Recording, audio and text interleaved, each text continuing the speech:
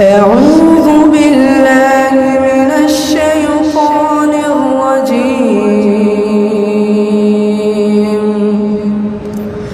بسم الله الرحمن الرحيم.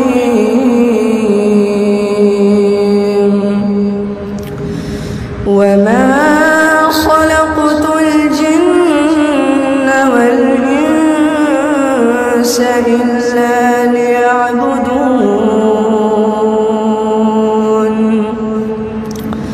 ما أريد منهم من رزق وما أريد أن يطعمون.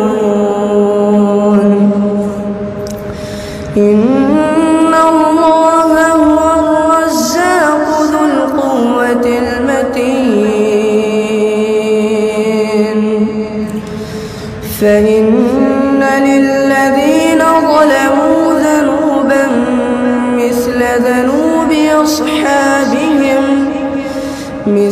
ذنوب أصحابهم فلا يستعجلون. فويل للذين كفروا من يومهم الذي يوعدون.